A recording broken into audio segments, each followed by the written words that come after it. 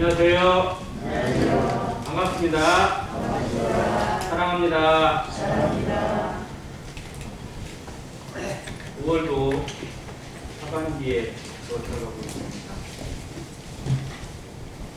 여름의 느낌이 너무 강하게 나쁜 것 같은데요. 무더위에 지치지 않고 새롭게 충전되어지는 그런 건강을 유지하시기를 다시 한번 바랍니다. 오늘 예배 시간을 지내면서 좀 느낀 부분이 있어서 조금 먼저 말씀드리고, 항상 저희 안림교회 성찬 예배를 생각하면 전통적인 것 몇 가지가 있는데, 다른 모임과 뭐 비교해야 될 그런 건 전혀 아니지만, 그때 찬양의 시간이 긴 편입니다. 찬양이 예배의 한 요소이기 때문에 그게 잘못된 건 아닌데, 다른 것을 대체하는 그런 대체품이 되어서는 절대 안 됩니다. 찬양은 찬양으로, 감사는 감사로 나타나야 되는데, 비교 우리를 해봤을 때 찬양의 비중이 너무 높다는 것이 저는 항상 아쉬웁니다. 성대들이 숫자가 적은 것도 아니고 없는 것도 아닌데, 감사보다 찬양으로 대체되는 것은 우리의 부끄러움이라는 생각을 늘 갖습니다.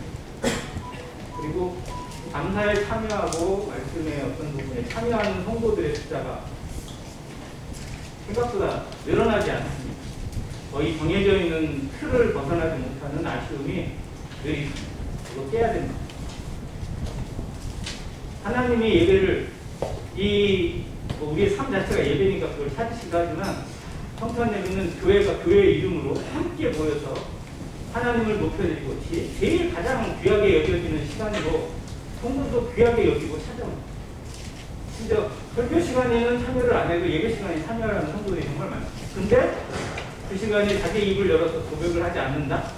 하나님은 과연 그것을 내가 왜 너 마음 알아? 이렇게 받으실 수도 있겠지만, 정말 우리가 하나님 앞에 감사하는 마음이 있다면 입을 열어 표현하고자, 그 부끄러움을 넘어서 하나님께 감사를 드리고자 하는 것이 지극히 당연하다고 여겨집니다. 할 수만 있다면 모든 형제들이, 모든 형제님들이 참여하시기를 다시 한번 주의 이름으로 원합니다. 마지막으로는 적다 보니까 나타나는 현상인데, 한 분이나 다른 분들의 개인적으로 하는 시간들이 길어지는 경향이 생겨요. 자, 감사의 시간이 길어지다 보면 나타나는 첫째 뭐냐면요, 감사를 잃어버릴 수가 있어요. 감사 순수함을 잃어버리고 오히려 설교 쪽으로 가기가 쉬워집니다. 이거 대단히 조심해야 될 내용입니다. 감사와 설교는 구분이 돼야 돼요. 우리 오직 감사를 위해서 하나님께 드려지는 건데, 다른 사람 들으라고 하는 쪽으로 가기가 쉬워진다는 거예요. 이거 기도는 나와 하나님에게만, 다른 사람이 그것에 개입되지 않아요. 하나님에게 드리는 겁니다. 내가 성경을 많이 알고 다 아는 부분 아는 것이 있어서 그거를 나눈다고 생각할지 모르지만, 마치 그렇게 가다 보면 하나님을 가르치는 게 돼요. 성도들이 정말 감사할 때 조심해야 될 것 중에 하나는 나의 지식을 나누는 시간이 아닙니다. 오직 하나님께 감사하는 마음으로만 나타나야 되는데, 다른 사람들을 개입하게 되고 의식하게 되면 감사의 순수함을 잃어버려서 성령의 역사를 회방할 수 있다는 사실을 기억했습니다. 그래서 가볍게 짧게 간단하게 하는 것이 저는 성찬 예배의 기도의 제일 좋은 방향이라고 생각이 들어요.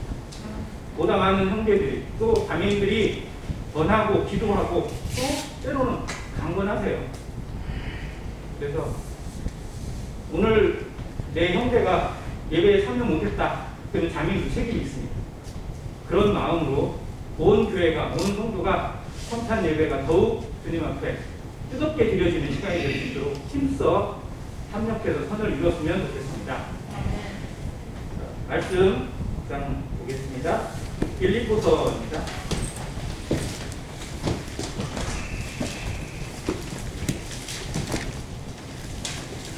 빌립보서 3장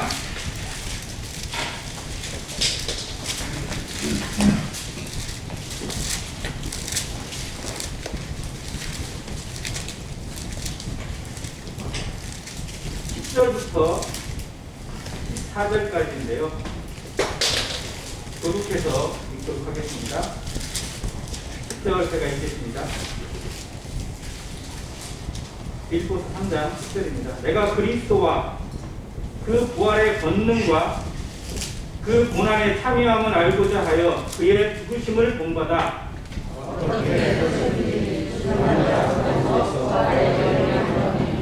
내가 이미 얻었다 함도 아니요 온전히 이루었다 함도 아니라 오직 내가 그리스도 예수께 잡힌 바 된 그것을 잡으려고 달려가노라.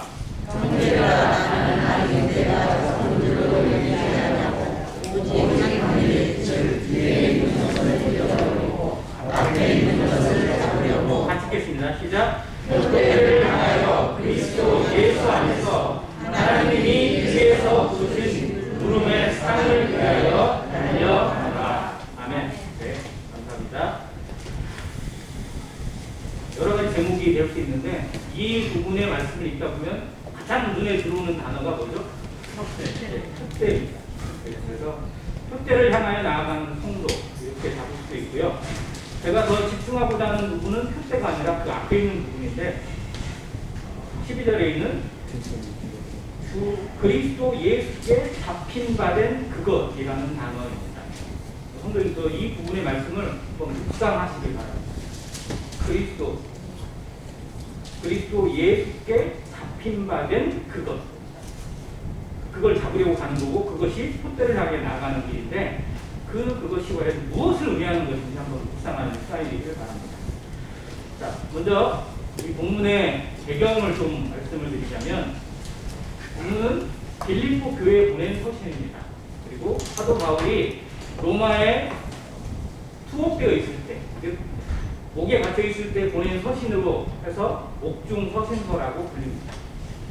빌립보라는 지역, 빌립보라는 교회가 탄생하게 된 배경이 참 놀랍습니다. 성경에 참 기적이 많이 나오는데 정말 이 빌립보 교회의 탄생이 참 기적이 아닐 수 없습니다.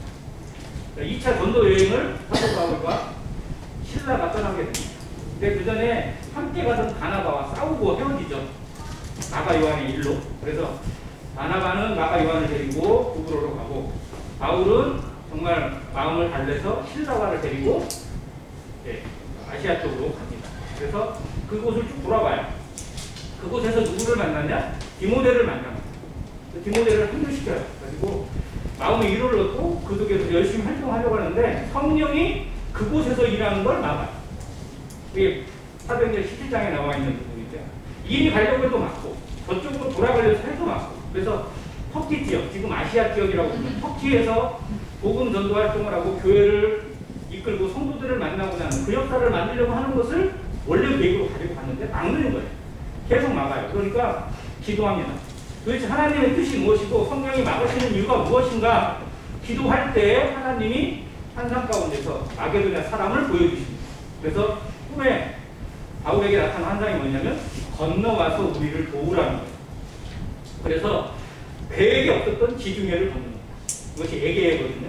에게해를 건너서 그리스 지역으로 들어가게 됩니다. 그리고 그 그리스 지역에 들어가서 여러 고을을 지나게 되는 첫 도성이 어디냐? 빌립보. 이 마게도냐 지역의 가장 큰 성이고요. 주도입니다. 주도. 전라도의 제일 큰 성 어디죠? 전라도의 제일 큰 성 어디예요? 전라도. 광주라고 생각하는데 전주예요. 전주. 전라도는요 전주와 나주를 합쳐서 전라도예요. 그래서 당시에 조선시대 때 제일 큰 성이 전주에 있었고 나주에 있었어요. 광주는 진짜 조금 좀 심하게 얘기해서 유배지였어요. 진짜 전주 사람들은 그런 자부심을 가져야 되는데 좀 우리가 어느 사람이다 뭐 이런 그게 중요한 건 아니지만 그런 자부심으로 살아야 돼요. 자, 빌립보는 그런 성이에요. 그 성에 가서 여자들을 만났고 그 다음에 결정적으로 교회가 생기게 된 배경이 어디예요? 감옥이에요. 그곳까지 가서 복음을 전했는데 억울하게 누명 쓰고 매를 맞고 감옥에 투옥됐어요. 이유도 모르고 맞았어요. 그냥 복음을 전한다고 하는 이유로 복음을 전했는데 귀신 들린 사람을 구해줬거든요. 그랬더니 그냥 그쪽에서 난리가 난 거예요. 이것이 와가지고 어디서 얼굴도 모르는 놈이 찾아와가지고 우리를 망하게 한다고 해가지고 거짓 보도를 해가지고 재판도 안 하고 그냥 두드러 패버렸어요. 나중에 알고 보니까 바울이 로마 시민권자였거든요. 큰일 난 거죠. 근데 재판도 안 하고 두드러 팬 다음에 감옥에 집어넣었어요. 그 다음날 어떻게 해보려고. 그런데 바울과 실라는 그 빌립보 감옥에 갇혀서 뭐 했어요? 밤에 정말 막 상처 맞고 매 두드러 맞고 얼굴에 온몸에 상처 투성인데 그 몸을 가지고 감옥에서 뭘 했다고요? 찬양을 드렸어요. 이게 찬양입니다. 바울이 드린 그 찬양으로 빌립보 감옥문이 부서졌어요. 감옥이 무너져 내렸어요. 사람들의 마음이 무너져 내리고 간수장의 마음이 무너져 내렸어요. 그래서 간수장이 그래서 다 도망쳤나 보다. 나 이제 죽었구나 싶어가지고 자살하려고 할 그때 바울이 말렸어. 우리 여기 그대로 있다. 네 몸을 함부로 해야지 마라. 생명을 함부로 해야 하는 거 아니다. 라고 했을 때 간수장이 꿀 엎드리지. 내가 어떻게 하리라. 그래서 그 간수장 가족이 복음 듣고 그날 밤에 전부 다 침략하고 그래서 교회로 도해져서 생긴 교회가 빌립보 교회. 자, 내 계획대로 안 되는 일이 있어요. 우리의 계획은 이건데 이렇게 하고 싶은데 안 되고 막히는 경우가 참 많이 있습니다. 우리 인생엔 잘 되는 것보다 내 계획대로 풀리는 것보다 안 되는 일이 훨씬 많습니다. 자, 그곳에 하나님의 뜻이 있음을 우리가 인정하게 될 때, 받게 될 때 빌립보의 기적을 경험합니다. 빌립보는 기적이에요. 바울이 원래 생각도 안 했어요. 바울의 계획이 없었던 거예요. 근데 하나님은 이미 계획이 두셨던 거예요. 자, 그렇게 생겨난 교회, 그렇게 생겨난 생명. 우리 가운데 정말 나 구원 받아야지, 난 구원 받으니까 교회 가야 돼, 복음 들어야 돼. 이렇게 해서 복음 들은 사람은 없습니다. 어떻게 하면 안 들으려고, 어떻게 하면 안 가보려고, 어떻게 하면 벗어나보려고 발버둥을 쳤는데도 불구하고 여기 앉아있어요. 이게 기적이잖아요. 하나님의 기적을 우리가 지금 만나고 있고 보는 것입니다. 내 인생이 하나님 앞에 기적이라는 사실을 인정하고 살아가시는 성도 되시기 바랍니다. 하루하루가 기적입니다. 주의 인자하심과 인생에게 베푸신 기적으로 말미암아 그를 찬송할 때 정말 우리 인생이 하나님 앞에 하루하루가 기적이고 내가 만나는 일 하루하나가 하나님의 은혜라는 사실을 늘 기억하고 살아가는 성도 되시기를 간절히 바랍니다. 자, 이 빌립보를 향해서 바울의 마음이 어떠했는지 이 빌립보서가 나타납니다. 감옥에 갇혀있는데 빌립보서의 내용은 기쁨입니다. 정말 기쁨이 충만되어 있어요. 그래서 빌립보서를 다른 말로 기쁨의 서신이라고 부릅니다. 기뻐하라, 또 기뻐하라. 그리고 너무나 유명한 말씀 빌립보 4장 6절에 가보면 아무것도 염려하지 말고 오직 모든 일에 기도와 간구로 너희 구할 것을 감사함으로 알아라. 이렇게 얘기하잖아요. 아무튼 그것을 할 수 있는 모든 배경에 빌립보 교회가 있고 성도들이 있습니다. 자, 그런데 이 3절에는 사도 바울의 삶에 대한 간증과 복음에 대한 사명으로 가득 차 있습니다. 즉 내가 여기에 있지만 내가 이런 상태에 머물러 있지만 언제 죽을지 모르지만 내가 가지고 있는 비전은 이것이다. 내가 가지고 있는 꿈은 이것이다.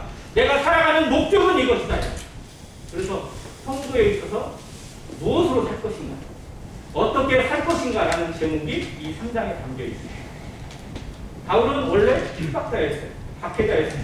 반대자였어요. 교회를 핍박하고 성도들을 잡아다 가두고 죽이는 일에 앞장섰습니다. 스데반이 죽을 때에는 그들의 모든 것을 책임지고 보증하는 일까지 맡았어요. 그런 바울이 하나님의 은혜로 변하게 됐고 바뀌었습니다. 인생이 바뀌게 되었고 목표가 바뀌게 되었고 삶의 방향이 완전히 바뀌게 됐어요. 그래서 앞절에 보면 그가 지금까지 가져왔던 누려왔던 것들, 그는 지위도 있었고요. 로마 시민권자잖아요. 로마 시민은 아무나 되는 게 아니에요. 로마에서 태어나는 사람, 정말 자기 부모가 로마 사람인 경우가 아니라면 로마 시민권이 가지는 경우는 극히 제한적입니다. 딱 3가지밖에 없어요. 경우가 어떤 법에 의해서 되거나 아니면 큰 공을 세우거나 아니면 어떤 돈 주고 사거나 이런 경우밖에 없거든요. 근데 바울은 태어날 때부터 로마 시민권이 있어요. 그의 조상 때에 주어져 있던 은혜로 말미암아 된 것인데 아무튼 남들이 못 누리는 걸 가지고 있었고요. 그는 가말리알의 문화생에서 배운 최고의 엘리트입니다. 당시 모든 사람들이 부러워하는 엘리트이고요. 가문도 좋아, 지식도 많아, 열정도 넘쳐, 모든 것이 그냥 다 준비되어 있는 청년이었어요. 자, 그가 가지고 있는 것, 그가 누리고 있는 것들, 그에게 주어져 있는 모든 것들이 정말 어떤 일을 행할 때서 최고의 여건이 됐어요. 이 실제로 얘기해보면 금수저인데 머리도 좋아. 서울대 나왔어. 거기에 마음도 착해. 약간 사기 캐릭터이. 자, 그런 사람을 만났다. 그런 사람이 하나님의 일을 한다. 그렇게 보면 얼마나 좋겠어요. 그게 유대인들이 바라본 바울이었어요. 사울. 그런데 그 사울이 확 뒤집어졌어. 어느 날 어디 간다고 다메섹에 간다고 하더니 미쳐가지고는 돌아와가지고는 예수가 그리스도네, 뭐 예수가 하나님의 아들이네, 뭐 예수님을 믿어야 된다는 거 이상한 말도 안 되는 얘기를 하고 있는 놈으로 바뀌어버린 거야. 그래서 막 너 미쳤냐? 막 그러고 이제 아무리 얘기를 해도 들어먹질 않고 그래서 나중에는 바울이 배신자로 여겨가지고 죽이려고 알리시는 그런 상황이 됐어요. 근데 이때 바울이 뭐라고 고백하냐면 내가 지금까지 누려왔던 것들, 내가 지금까지 좋은 것이라고 여겼던 것들, 나를 나에게 만들었다고 생각했던 것들이 다 쓸데없는 것들이더라. 아무 도움도 안 되는 것이구나. 이것이 오히려 나를 자랑하고 나를 교만하게 만드는 것이었지 하나님 앞에 진짜 나를 찾는 데는 도움이 안 되는 거였다. 그래서 나는 이제 그걸 뭘로 여긴다고요? 내 삶으로 여긴다. 똥으로 여긴다는 거예요. 여러분이 가진 게 똥이라고 생각하세요? 아니요, 세상은요 이만한 것도 자기의 자랑으로 여겨요. 그만한 것도 가지는 건데도 그것이 거치 뭐 자기 대단한 것처럼 착각하고 그거 내세우기 위해서 온갖 자랑에 몸을 성도의 삶에서 이걸 버려야 돼. 내가 가지고 있는 것인가요? 은혜로 주신 것이 아니면 내게 아무것도 없는 겁니다. 너희에게 있는 것 중에 받지 않은 것이 무엇이냐? 너희가 받았으니 어찌하여 받지 않은 것처럼 스스로 자랑하느냐? 라고 말씀하셨어요. 우리에게 자랑은 오직 그리스도밖에 없어요. 주님이 나를 구원하시고 나를 부르신 것 외에는 우리의 자랑이 있을 수 없어요. 그런데 우리는 내가 가진 것을 자랑하려고 하고 내가 아는 것을 자랑하려고 하고 내가 남들보다 좀 잘하는 걸 자랑하려고 정말 기회를 엿보고 그러니 얼마나 마음이 답답하고 얼마나 쫌생이가 되냐고요. 좀 넓어져야 됩니다. 성도의 마음이 정말 태평양처럼 넓어지길 바랍니다.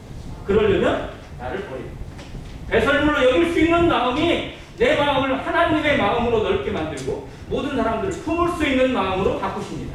내려놓지 않으니까 이거 뭐가 있는 것처럼 미련을 갖고 안 내려놓으니까 버리지 못하니까 우리가 쫌생이가 되는 거예요. 그래서 이 마음 바울이 배설물로 이거 내려놓는 진정한 자유를 누리고 하나님이 채우시는 걸 경험하는 거예요. 성령으로 채워지시는 거예요. 그때부터 발견되는 것이 정말 좋아하고 진귀한 거고 아름다운 것인 거예요. 바울이 고백해요. 자, 그러면서 그가 이야기합니다. 그 부활의 권능과 고난에 참여하고자 함을 알고자 하여 죽으심을 본받기로 합니다. 그는 부활에 참여하기 원했어요. 그리스도의 부활이 내 인생의 가장 최고의 가치라는 사실을 알았습니다. 여러분도 아멘이세요? 그리스도의 부활, 영생입니다.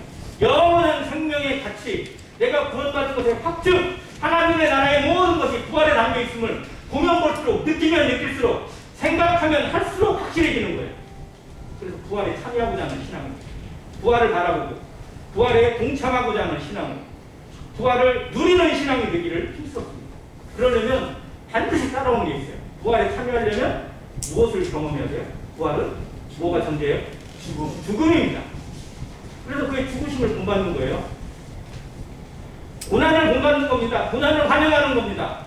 부활을 소망하고 부활 신앙을 가졌다고 하면서 고난받기를 거절하고 죽음에 넘겨지기를 싫어한다.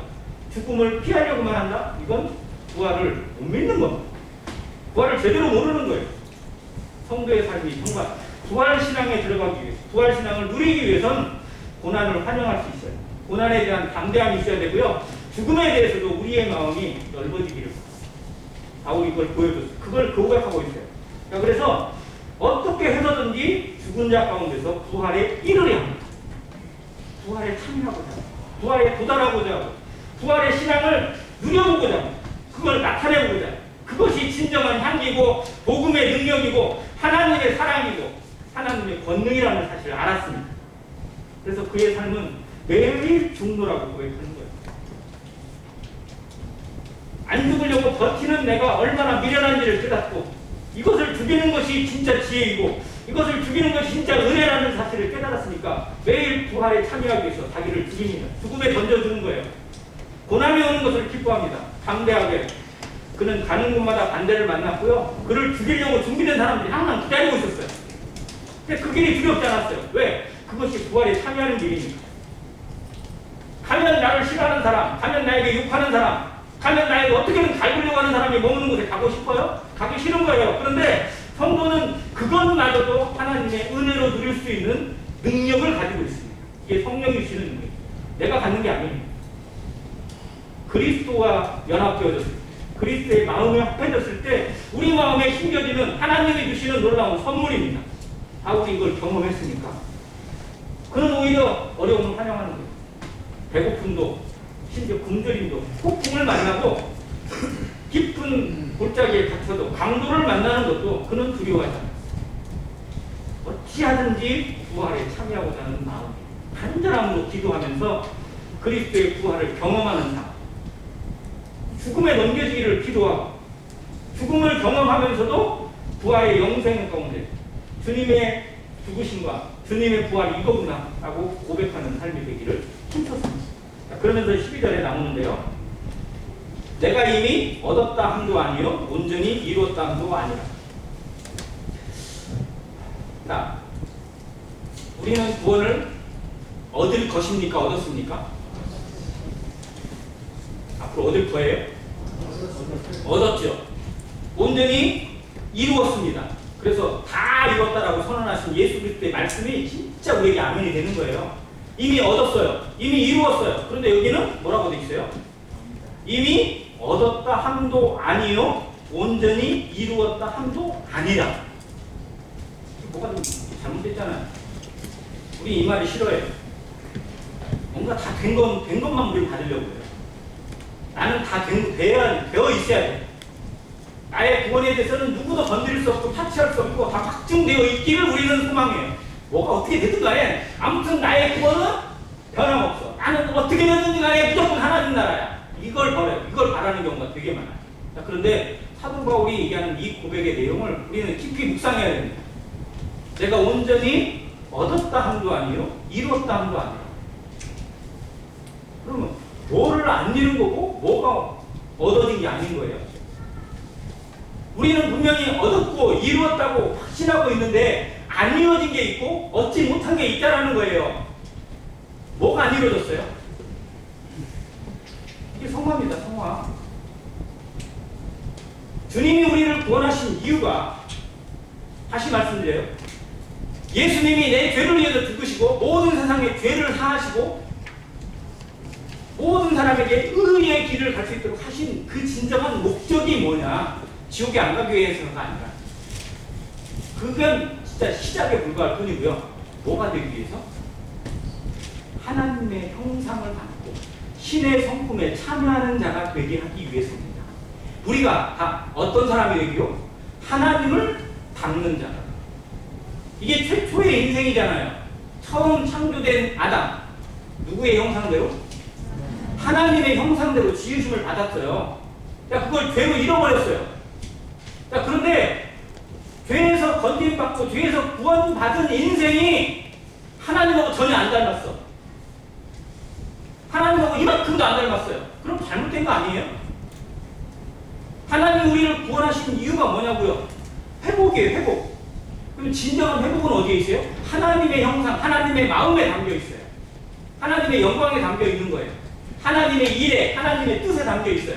그러면 이런 나를 죄에서 건지실 뿐만 아니라 죄를 이기고 죄와 맞서 싸우고 죄를 벗어내는 자, 즉 거룩함에 이르는 자로 하나님의 형상과 향기가 나타나는 자로 바꿔 가시는 일이 진짜 하나님의 구원이라는 거죠.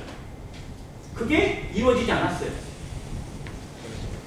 이걸 성화라고 얘기합니다. 흔히. 그리고 영화에 이르기를 힘써요. 이거 이루어졌어요? 여러분 성화 되셨어요? 여러분 그리스도를 얼만큼 닮으셨습니까? 하나님의 모습이 나에게서 얼만큼 나타난다고 스스로 생각하세요? 다른 사람 믿지 않는 자가 나를 보면서 내 말을 듣고 나와 대화하면서 아 하나님의 말씀이구나, 아 예수 그리스도가 저런 분이구나 라고 나를 보면서 느끼기를 우리 모두 기도합니다. 그렇게 되기를 기도해요. 근데 그렇게 나타나고 있냐고요. 이게 사도 바울이 여기서 얘기하고 있는 내가 온전히 이루었다 함도 아니요 얻었다 함도 아니라는 표현입니다. 나에게서 그리스도가 어떻게 나타나고 있는지, 내 말에 그리스도가 얼마큼 담겨 있는지, 나는 나의 말을 하고 있는지 하나님의 말씀을 전하고 있는 자일지 나를 돌아보게 될 때, 사도 바울은 늘 이 부분에 대한 갈망이 있었어요. 근데 그래서 로마서 7장에서는 그 자신의 마음에 그 갈구함을 표현하면서 오호라 나는 곤고한 사람이로다 라고까지 표현했잖아요. 누가 나를 이 사망의 몸에서 건져내려라고 그렇잖아요. 그게 내가 할 수 없는 것임을 깨닫고 성령의 의지에서 생명의 성령의 법을 통해서만 할 수 있다는 걸 깨닫고 8장에 고백하는 내용으로 나타나는데, 그 과정들이 다 여기에 있습니다. 성화를 이루어가는 과정. 이건 끝없는 전쟁, 끝없는 싸움이에요. 정말 끝이 보이지 않는 마라톤입니다. 자, 그것을 이루어가요. 자, 그런데 이루었던 거 아니에요. 오늘 내가 다 이룰 수 있는 것도 아니에요. 오늘 내가 열심히 살고 오늘 열심히 하나님 말씀을 읽으면 성화가 된다. 다만 전제 조건이 달린다면 누구나 쉽겠죠. 그런데 그렇죠. 우리는 기본적으로 죄와 가까워요. 인간의 육신은 죄에 이미 오염이 되어 있어가지고요. 죄와 가까워요. 하나님하고 상당히 멀어요. 그걸 찾으려고 갑니다. 자, 그러면서 여기 놀라운 표현이 있는데, 오직 내가 그리스도 예수께 잡힌 바 된 그것을 잡으려고 달려갑니다. 한글 잘 보세요. 잡힌 바 된 그것을 잡으려고 달려간대요. 자, 그러면 잡힌 게 있고 잡아야 될 게 있는 거예요. 자, 잡혔다는 이야기는 능동태예요, 수동태예요? 이거 좀 어려우세요? 능동태가 수동태가 좀 어려우세요? 수동태입니다. 내가 잡힌 거예요. 자, 근데 뒤에는 잡으려고 달려가요. 이건 능동태예요. 자, 그러면 먼저 잡혀 있어야 돼요. 누구에게? 누구에게 잡혀 있어야 돼요? 그리스도 예수께 잡힌 바 돼요. 자, 여러분은 그리스도를 붙잡았습니까? 그리스도께 잡혔습니까? 근데 내가 잡은 줄로 착각하는 사람들이 있더라고요. 내가 새벽 기도를 열심히 해요.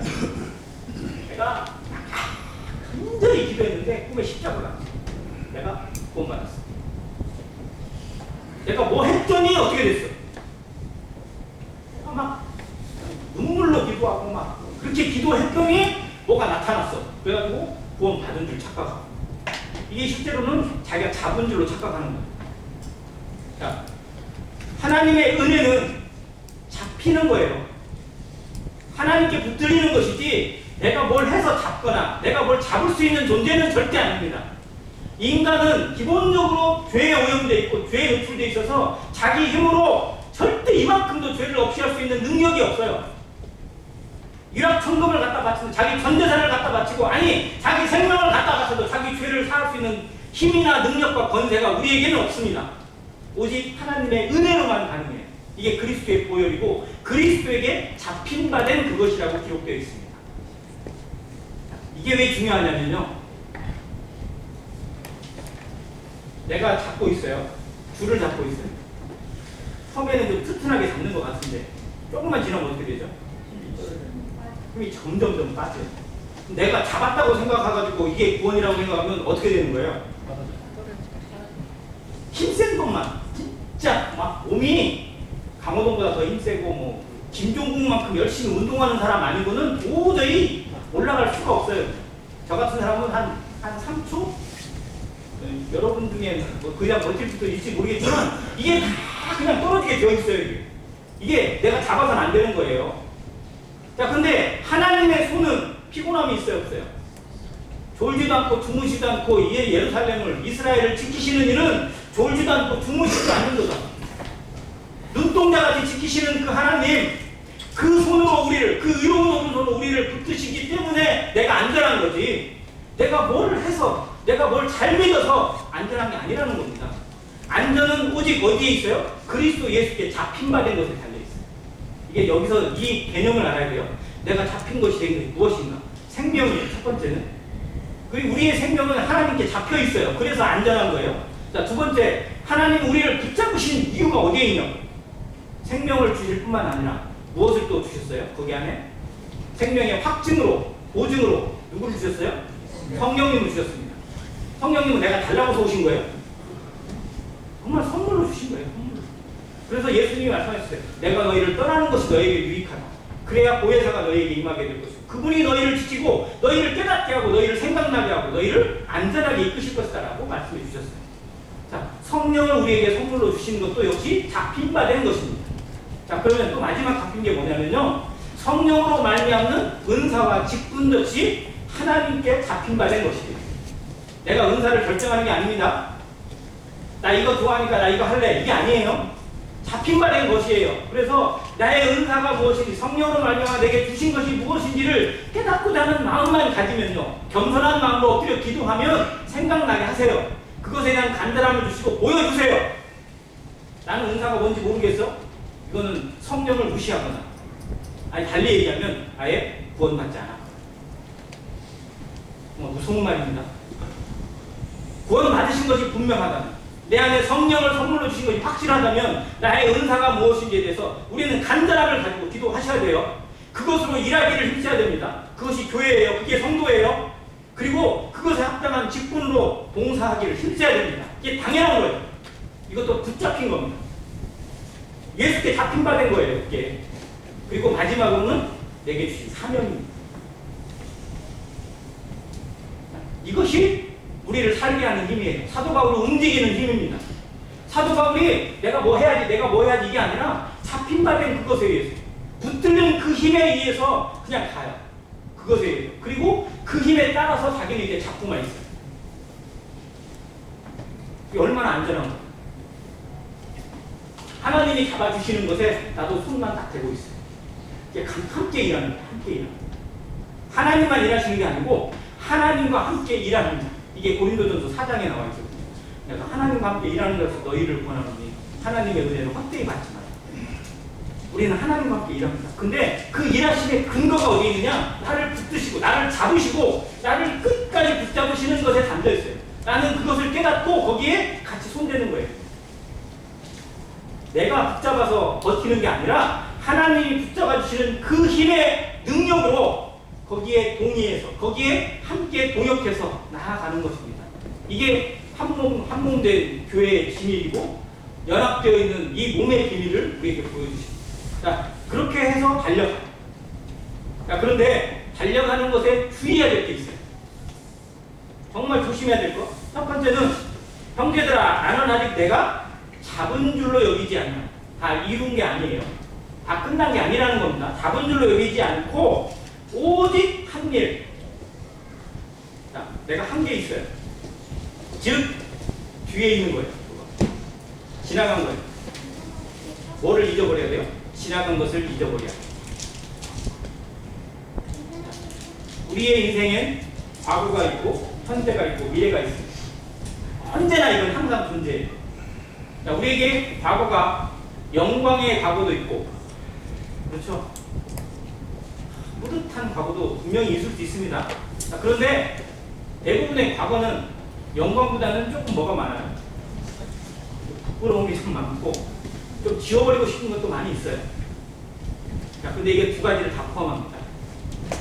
자, 성도의 삶을 어렵게 만드는 요인이 여기에 있을 수 있어요.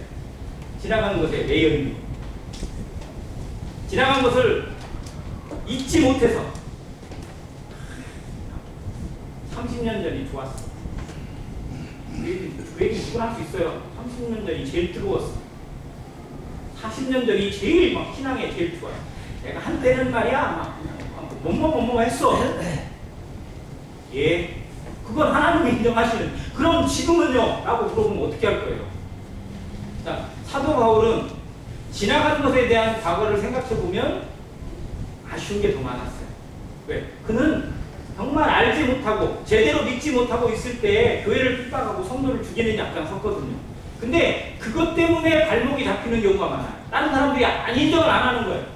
야, 너는 스테반 죽이는데 앞장섰던 놈이고 우리 후보들 얼마나 괴롭히는, 네가 무슨 사고야. 너는 예수님한테 같이 다니지 않았잖아. 누가 예수님이 너를 언제 불렀어? 라고 얘기를 하면서 그의 사도권을 인정하지 않았어요. 근데 사도 바울은 모든 서신서마다 그리스도 예수의 사도된 바울이라고 자기를 소개를 해요. 이게 정말 하나님의 이름으로 써는 자존심 싸움이거든요. 자, 우리를 부르신 것이, 나를 여기에 세우신 것이 내가 아니요 하나님의 은혜라는 사실을 인정하고 그것에 대한 자부심으로 살아가는 성도 되시길 바랍니다. 내가 지금 여기 앉아 있어요. 내가 여기서 하나님의 이름을 찬양하고 있고 하나님의 복음을 전하는 자가 되고 하나님의 말씀을 세상 가운데 선포하는 자가 되어 있습니다. 우리는 모두 그 사명으로 살아가요. 그건 내가 한 거예요? 하나님이 하게 하신 거예요? 하나님이 하게 하신 거. 붙잡힌 거랍니다. 붙잡힌 거. 근데 그 일에 지난 과거가 오늘을 지배해서는 안 돼요. 잘한 것이 자랑거리로 지금까지 남아있어서는 안 되고요. 잘못한 것이 발목을 잡아서는 안 됩니다. 지금 지나간 것은 하나님에게 다 내려놓고 그것에 대한 모든 평가는 하나님만이 하시는 거예요. 내가 하는 게 아닙니다. 나의 일은, 나의 역할은 뭐냐? 지금의 것을 바라보고 표대를 보고 나아가는 거예요. 과거는 본복입니다. 본이에요. 교훈이에요. 이스라엘의 역사에 대해서 그것에 대해서는 너희에게 본보기로 거울로 삼으라고 이렇게 말씀하셨지 그것에 발목 잡히라고 주신 게 아니에요. 우리의 지난날에 영광도 있고 허물도 있고 어려움도 분명히 있을 수 있습니다. 그 모든 것이 오늘을 나를 교훈시키는 교훈이 되어져서 오늘을 더 달려가게 만드는 에너지가 되어야 돼요. 이것이 사도 바울이 오늘을 사는 힘이었어요. 지나간 것은 잊어버리고 누가 뭐라고 하든지 간에 그것에 대해서 개의치 않고 나아갈 수 있는 힘의 근원이 여기에 있습니다. 지나가는 것은 잊어버리고 뭐를 잡으려고? 앞에 있는 것을 잡으려고. 자, 여기 앞에 있는 것이 뭐예요? 그 다음 절에 나와 있는 표대입니다. 표대라는 단어를 헬라어로 찾아봤더니 스코포스라는 단어예요. 자, 이게 두 가지 뜻이 있는데 지키는 사람이라는 뜻도 있고 표적이라는 뜻도 있습니다. 자, 분명히 누가 지키고 있는 것을 표적을 지키고자 하는 마음이 표대. 그냥 목표만 있는 게 아니에요. 그거를 내가 바라볼 때 어떤 마음으로 바라보면 그거를 끝까지 지키겠다는 마음으로 바라보는 것이 표대입니다. 그것에 목숨을 거는 거예요. 그것에 생명을 걸고 그걸 끝까지 지키고자 하는 사명으로 가는 것. 이게 표대입니다. 자, 그거를 향해서 뭐예요? 걸어가요? 달려가요? 여러분 걸어가세요? 달려가세요? 여러분 어떻게 살아가시는 것 같아요? 달려가시는 것 같아요. 달려가야 되는 걸 우리는 아는데 잘 안 돼요. 나이도 먹고. 근데 하나님 앞에 나이 핑계 대지 마세요. 모세는 120살에도 눈이 총기를 잃지 않았어요. 근데 실상은 우리가 넘지 못하는 한계가 금방 나타나요. 나이도 좀 먹으면 힘든 것처럼 생각하고 뭐 하면 안 되는 것처럼 생각하고 오래 됐으니까 뒤에 있어야 된다고 생각하고 앞에 나서면 안 된다. 이런 거 어디 있어요? 근데 정말 하나님의 일에 내게 보여주시는 것이 무엇인지를 찾고 그 표대를 향해서 달려가는 자세가 필요합니다. 자, 이건 운동선수의 모습이에요. 자, 아까도 얘기했지만 인생은, 신앙은 단거리가 아닙니다. 자, 100m 달리기는 앞에 있는 결승선이 보여요, 안 보여요? 그게 안 보이면 100m 선수도 아니죠. 자, 그걸 보니까 그걸 보고 그냥 다른 옆에 있는 선수도 분명히 있지만 그것보다도 그 표대만 보고 가요. 그래서 100m 달리기 선수는요, 숨 안 쉬고 가요. 우리랑 다른 거예요. 저는 100m 한번 해봤는데 중간에 숨을 한 30번을 쉬더라고요. 근데 100m 선수들은 숨 안 쉬고 가요. 숨 쉬면 져요. 숨 안 쉬고 숨 참고 계속 갑니다. 그게 기본이에요. 자, 근데 200m도 보여요. 왜? 트랙에서 하니까. 근데 마라톤은 마지막 결승선이 보여요? 안 보여요? 안 보여요. 아마 보이면 마라톤 선수들 전부 다들 그냥 열심히 달릴 거예요.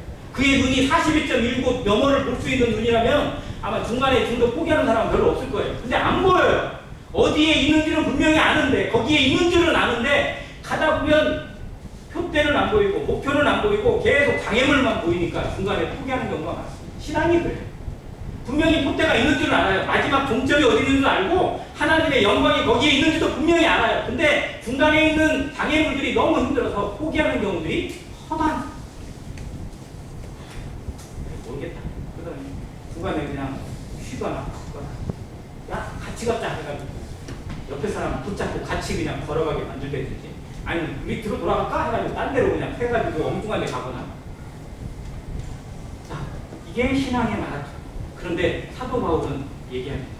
자, 지금까지 어디까지 왔든지 간에 그건 잊어버려요. 자기에게 남아있는 것이 무엇인지만 봅니다. 앞에 있는 것만 봐요. 눈에 보이지 않는 표대를 바라보고 갑니다. 이 표대를 놓치지 않기 위해서 정말 틈을 주지 않고 자기의 인생에 허투루 생각하지 않고 나아가는 간절함이 있어요. 그것이 어쩌면 사도 바울의 인생에 그토록 많은 고난이 그에게 복이 된 거예요. 방심할 수가 없어요. 조금만 있으면 막 갑자기 반대가 오고, 조금만 다른 데 가서 막 복음 전하고 있는데 구원받은 사람이 막 일어나서 막 기뻐하고 있는데 갑자기 막 쳐들어와요. 반대파들이 쳐들어와가지고 막 때려 부시고 막 집어 던지고 감옥에 집어 넣으려고 하고 죽이려고 하고 막. 그러니 순간순간마다 그는 기도할 수밖에 없고, 순간순간마다 하나님의 은혜가 아니면 살아갈 수 없는 하루하루를 경험했어요. 그래서 그는 앞에 있는 표대를 바라보는 것에 어떻게 보면 더욱 분명한 것을 살아갔어요. 우리 생에 고난이 많습니까? 그것이 남들보다 많은 고난을 받고, 남들보다 많은 어려움이 있고, 남들보다 많은 가난과 병이 있고 괴로움이 있는 것이 정말 내가 복받은 자구나라고 감사 기도를 드린 적이 있으세요?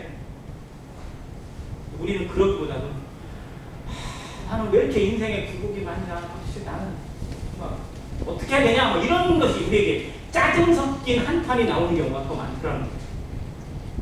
사도 바울을 우리가 제대로 공부하면 정말로 고난이 내게 복이라는 사실도 우리가 고백할 수 있게 될 것입니다.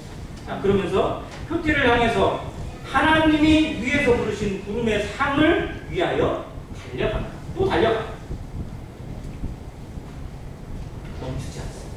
신앙은 멈춤이 없습니다. 중요한 건 방향을 분명히 잡는 겁니다. 표대를 전에 한 말씀드렸지만 이 표대를 배로 얘기했어요. 차도, 요즘은 차도 전부 다 내비게이션으로 그냥 다 설정을 하니까 그러는데, 내비게이션에 가야 될 목표를 설정을 합니다. 근데 전에 어떤 분이 얘기하시더라고요. 한 지명을 설정을 했는데 내가 가야 될 지명은 충청도인데 그 똑같은 지명이 전라남도에 있었어요. 전라남도 것이 딱 찍힌 거예요. 내비게이션에 설정이 그렇게 됩니다. 그러니까 제대로 못 본 것일 수 있겠죠. 나는 분명히 거기를 찍었다고 찍었는데 차가 인도하는데 갑자기 막 이상하게 거예요. 이게 아닐 것 같은데? 내비게이션이 인도하는데 그냥 갔어요. 갔더니 전라남도가 나와. 자, 그래서 인생에 있어서 제일 중요한 것, 모든 운행하는 것에서 제일 중요한 것은 속도보다 뭐가 더 중요해요? 방향이 중요한 거예요. 자, 우리 인생이 빨리 간다는 것이 중요한 게 아니고 제대로 가고 있느냐가 중요한 거예요. 내가 가고 있는 이 길이 정말 하나님의 뜻에 부합한 길이냐, 하나님께서 영광을 받으시는 길인지를 우리는 항상 고민하고 찾아봐야 돼요. 그것이 로마서 12장 2절에 있는 말씀.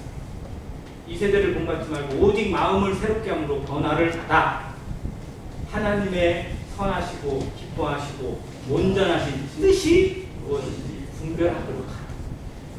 변화를 받는 이유가 뭐예요? 하나님의 뜻에 맞는지를, 내가 지금 제대로 가고 있는 것인지, 하나님과 함께 동행하고 있는 것인지, 성령의 뜻에 부합하게 가고 있는 것인지를 점검하라는 겁니다.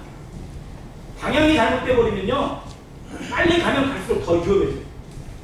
방향이 잘못되면 나는 밖에 갔다고 생각했는데 실상 방향이 틀려졌어요. 5도만 빗나가도 조금 지나고 나면 엄청나게 벌어졌어요. 자, 내 인생의 이 방향키를 제대로 잡는, 이게 뭐예요? 표대.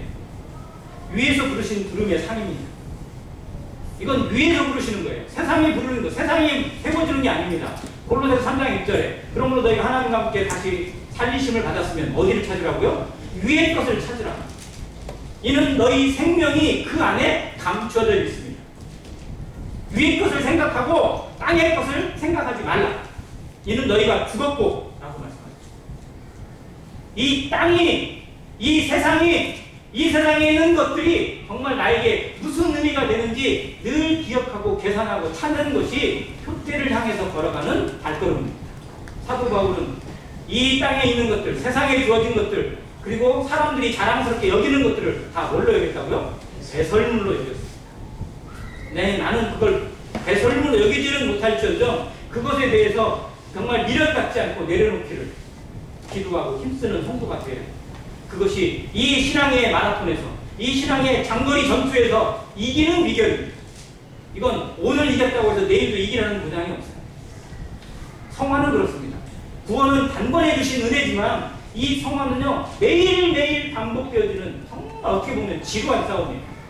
근데 그 안에 은혜가 담겨 있어요. 나도 모르는 사이에, 내가 느끼지도 못하는 사이에 내 안에 누가 담겨진 거예요? 그리스도가 담겨져요. 성령이 담겨져요.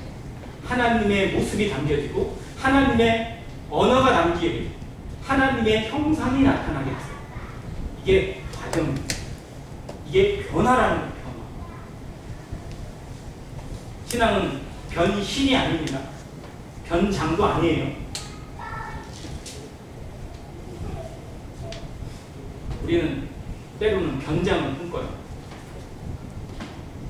이래 보이면 되는 것처럼, 이런 사람인 것처럼, 실상 내 속에 그게 아닌데도 그런 것처럼 보이려고 할 때도 있어요. 근데 이게 얼마나 의미 없는 싸움인지, 의미 없는 시도인지 알아야 돼요. 정말 내 안에 그리스도의 성령이, 그리스도의 사람이, 하나님의 은혜가 내 안에 어떻게 넘쳐나고 있는지, 그걸 위해서 하나님께서 나를 하루하루 어떻게 다듬어가고 계시는지, 이 과정을 보는 것이 신앙이라는 거예요. 신앙. 위의 것을 바라보는 마음, 하나님만 바라보는 마음. 근데 그 전제가 뭐냐면 뒤의 것을 잊어버려야 돼요. 지나간 과거에 대해서는 그게 허물이 됐든 영광이 됐든 좋은 것이 됐든 안 좋은 것이 됐든 그것을 내려놓고 그건 온전히 하나님께 맡기고 오늘 위에 있는 표적을 바라보고 앞에 있는 특대를 바라보고 달려가는 모든 성도 되시기를 간절히 바랍니다. 이 안에서 영적 싸움을 통해서 하나님의 형상을 덧입은 모습으로, 그리고 사도 바울이 고백하잖아요. 내가 달려갈 길을 마치고 믿음을 지켰다. 그리고 이제 나를 위해서 무엇이 예비되어 있다고요? 위의 면류관이 예비되어 있다. 그는 바라보는 표대가 뭐였어요? 면류관이었어요. 부름의 상입니다. 부름의 상. 의의 면류관을 바라봤어요. 내게만 아니라 오직 주의 나타나심을 사모하는 모든 성도에게도 이 면류관을 주실 거라고 그런 말했습니다. 우리도 의의 면류관, 생명의 면류관, 썩지 않는 면류관, 금 면류관을 바라보며 나아가기를 간절히 바랍니다. 면류관이 보이세요? 지금 우리의 눈이 세상이 주는 것들, 세상 사람들이 좋아하는 것들을 보고 있는 것인지 아니면 하나님께서 예비하신 의의 면류관을 바라보는 눈인지 양심적으로 정직하게 나의 자신을 돌아보시기 바랍니다. 그것이 나의 마음에 그리고 우리 삶의 표대를 향해 나가게 하는 힘이에요. 근데 우리는 이걸 너무 많이 잊어버려요. 놓쳐요. 순간순간마다 놓칩니다. 왜? 눈에 보이는 것들이 먼저 들어올 때가 있거든요. 그게 좋아 보일 때도 있고 그것 때문에 하나님이 주시는 상급을 잃어버릴 때도 많아요. 그래서 매일 마음을 새롭게 함으로 변화를 받아야 돼요. 말씀을 보는 이유가, 기도하는 이유가, 찬양하고 교제하는 이유가 뭐예요? 이 마음을 정말 거기서 흐트러뜨리지 않고 중심을 놓치지 않기 위해서 그렇게 하는 것입니다. 말씀과 기도로 우리 자신을 죄무장시키고 하나님 앞에 있는 부름의 상, 의의 면류관을 향해서 달려가는 모든 성도 되시기를 간절히 바랍니다. 이상입니다.